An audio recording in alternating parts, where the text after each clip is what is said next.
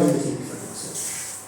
ስድስተኛ እውነተኛ መንፈሳዊ መነቃቃት የእግዚአብሔር ፍርሃት በሕዝቡ ላይ እንዲወርድ ስለሚያደርግ ከኃጢአትና ከርኩሰት እንድንለይ ኃጢአትን እንድንጠላው ያደርጋል። ኃጢአት ስንል ሶስት አይነት ኃጢአቶች ናቸው። መዝሙር 51 ላይ ከ5 እስከ 3 ማየት ይችላላችሁ። ሶስቱን ራይስ የተለያየ ቋንቋ ያስቀምጠውና ስለዚህ አንዱ ኃጢአት ነው ወይም ኃጢአት ነው። ሁለተኛው ደግሞ ትራንስግሬሽን ወይ መተላለፍ የምንለው ደግሞ ምንድነው? መተላለፍ ማለት ሕግ እንዳለ ስርዓት እንዳለ አውቀን እያወቅን እሱን ሰው ጥሶ ይሄ ማለት ይሄ መተላለፍ ይባላል። የእግዚአብሔር ስርዓት አለ፣ የእግዚአብሔር ሕግ አለ፣ የእግዚአብሔር ቃል አለ። እሱ ጥሶ ይሄድ እሱ ትራንስግሬሽን ወይም ደግሞ መተላለፍ። ሶስተኛው ደግሞ አለ ከዚህ ራስ ሶስተኛው አመጽ ወይም በእንግሊዝኛው ኢኒኩዊቲ ነው። ዕብራይስጡም ይለየዋል፣ ሌላ ቋንቋ ነው የሚጠቀመው። ይሄ ኢኒኩዊቲ ማለት ምን ማለት ነው? ደልብረት በሆነ ነገር ሆነ ብሎ አስቦ አልሞ እግዚአብሔር የሚያስቆጣውን ነገር ማድረግ አመጽ ወይም ደግሞ ኢኒኩዊቲ። ስለዚህ ምን ያደርጋል? መንፈሳዊ ሪቫይቫል ሲመጣ እውነተኛ ጀርም የሆነ ሪቫይቫል ሲመጣ ኃጢአትን በውስጣችን ብሎታው ያደርጋል፣ ይነቅራል። የኃጢአት አበታይቱ አይኖረንም። ሁሉ ነገር የምንጠየቀው ይጨምራል። በመነጽራችን የጽድቅ መነጽር ይሆናል። አይናችን ይስተካከላል። ልባችን የሚያቆሽሽ ምንም አይነት ነገር ማስተናገድ አንችልም። ቁጥር 23 ላይ እንደምንመለከተው በዚህ ምዕራፍ። ስለዚህ ለዚህ ዓለም ከሚመች ሀሳብ ጸጋችን ከሚሰርቅ ነገር ከማንጻት አልፎ እንዳሁን ከነጭራሽ ከፍተኛ የሆነ መነቃቃት ውስጥ ያስገባል። ኃጢአትን የሚኮንን ሕይወት እንድንኖር ያደርገናል። መሰልን በዛ መነቃቃት ግን ባለበት ስፍራ ግን በማመቻመች የተሞላ ስለሆነ ሰዎችን አንድ ኢንች ያክል ወደ እግዚአብሔር ጽድቅ አያሰማም። የሚገርመው ነገር ይሄ አንድ ለምሳሌ ይሄ በጉባኤዎቻቸው ተመልከቱ። አንድም ልክ ሪቫይቫል አልቋል ከተባለ ስብሰባ አልቋል ከተባለ ኢሚዲየትሊ መዳራት ታያላችሁ፣ ርኩሰት ታያላችሁ፣ ነውረኛ የሆነ ነገር ሲያደርጓቸው ታያላችሁ። የእግዚአብሔር ፍርሃት የእግዚአብሔር ክብር በላቸው አልወደቀ። ከዚህ የተነሳ ድፍረት የሞላበት ኃጢአት በአደባባይ ሲሰሩ ታያላችሁ። በጣም የሚያስገርም ነገር አንድ ኢንች ያክል ወደ እግዚአብሔር ጽድቅ አያስመጣም። ሰዎችን ስሜታውያን ወይም ኢሞሽናል ስለሚያደርጋቸው በዕለታዊ ኑሯቸው በንጽህና እንዲመላለሱ አይረዳቸው። ጊዜያዊ ስለሆነ ስር ነቀል የሆነ ለውጥ ስለማያመጣ ሕዝቡን ወደ ብስለት እግዚአብሔርን ወደ ማወቅ ክርስቶስንም ወደ ማምሰል የሚያመጣ ምንም አይነት ጸጋ የለም። የሚያስገርመው ነገር ሰባተኛው ነው መጨረሻው።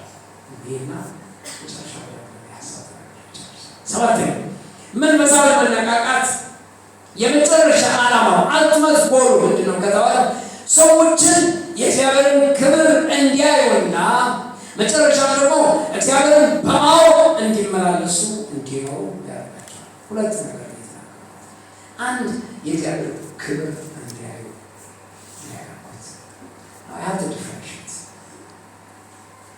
የእግዚአብሔር ኃይል መካከልና የእግዚአብሔር ክብር መካከል በሁለቱ የሚችል ናታቸው። የእግዚአብሔር ኃይል ሲመጣ ምንድን ነው የሚከናወነው ብትሉ እዚች ቤተክርስቲያን እንደተከናወነው ካለው በዓመታት መካከል የእግዚአብሔር ኃይል ሲመጣ ሰዎች ይፈወሳሉ፣ ድንቅና ተአምራት እናያለን፣ አስገራሚ የሆኑ ነገሮች እናይ እንችላለን። የሚገርመው ነገር ግን ተአምራቶች በራሳቸው ፍጻሜ የላቸውም። አይዲ ሰዎች ተአምራትን በማየት አይለወጡም። የሁሉ ተአምራት ተደርጎ ስንት ሰዎች ተፈውሰው በእልልታና በጭብጨባ ነውደን ስንት ነገር ተደርጎ ከወጣን በኋላ ኢሚዲየትሊ ኮሪደር በእግዚአብሔር ቤት ኮሪደር ላይ ሰዎች አታቸያሉ አያስደንቅም። የእግዚአብሔር ኃይል ሲመጣ ተአምራት ሊደረግ ይችላል፣ ፈውሶች ሊኖሩ ይችላሉ፣ ድንቃድቆች ሊኖሩ ይችላል። ሰዎች ግን አይለወጡም። መቼ ነው የሰዎች ሕይወት የሚለወጠው ብትሉ የእግዚአብሔር ክብር ሲመጣ። የእግዚአብሔር ክብር ሲመጣ በሰዎች ላይ በጉባኤ መካከል ከመጣለን እኔ ለዚህ ቤተክርስቲያን ምን ትመኛለህ ብትሉ የእግዚአብሔር ክብር በላያችሁ ላይ እንዲወድቅ ነው የምመኘው። የእግዚአብሔር ክብር በላያችን ከወደቀ በዚህ ጉባኤ መካከል ከወደቀ ማንም ሰው ምንም መሆን አይችልም። ያኔ አገልጋይ ራሱ ተገልጋይ ይሆናል። ሁላችንም መደበኛ እንሆናለን።